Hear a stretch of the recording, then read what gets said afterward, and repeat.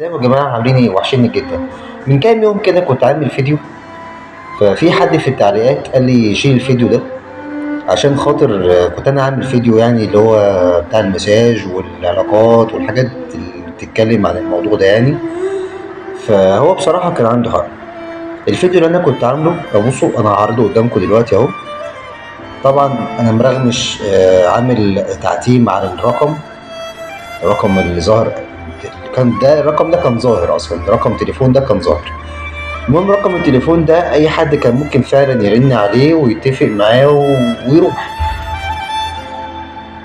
انا يعني انا وانا بحط الفيديو ما كانش في دماغي الموضوع ده، ما علينا. المهم يا جماعه، انا مش متخيل الموضوع اصلا، انا مش متخيل كميه القرف اللي احنا بقينا فيه بامانه ربنا يعني ايه مثلا شقه دعاره بتداري على انها مساج، وبتداري على انها مراكز علاج طبيعي والحاجات دي كلها. يعني احنا بقينا فين؟ معلش يعني، واحنا دي علامات يوم القيامة قسما بالله. دي علامات يوم القيامة لما مثلا في مكان دعارة بمعنى الكلمة يعني، ويقول ده احنا مركز مساج ومش عارف ايه وايه ده.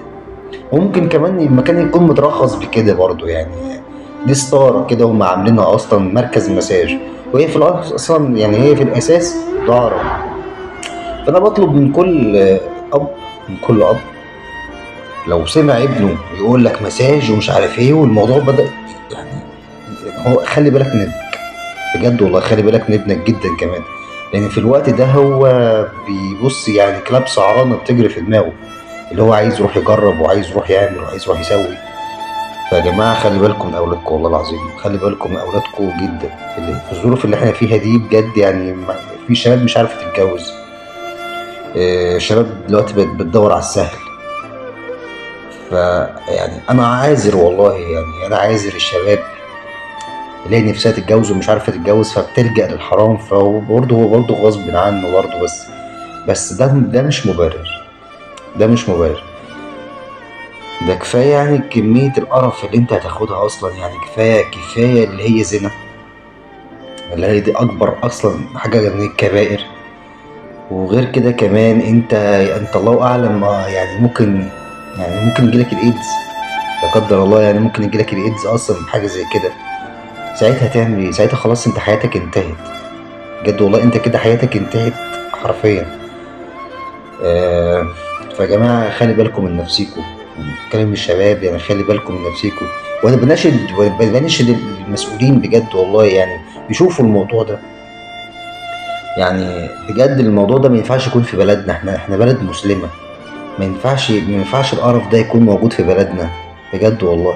ما ينفعش مثلا انا اكون اب اهو، الله اعلم ابني راح فين ولا جه منين، وفي الاخر الاقي ابني عنده ايدز بسبب القرف ده. لا، ايه القرف ده؟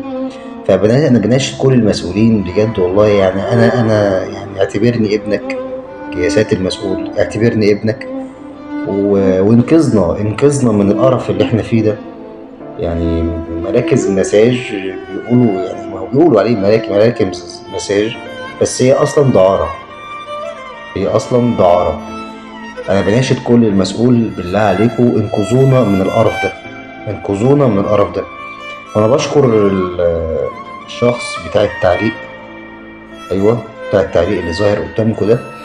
انا بشكره جدا لان راجل محترم جدا والله. يعني الراجل ده راجل محترم، وهو فعلا كان عنده حق. يعني انا نشرت الفيديو، جاب ما شاء الله 1200 تقريبا مشاهدة في خلال في خلال 4 ايام.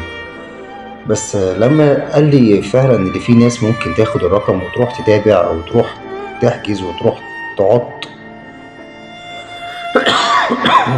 سوري، انا فعلا مسحت الفيديو.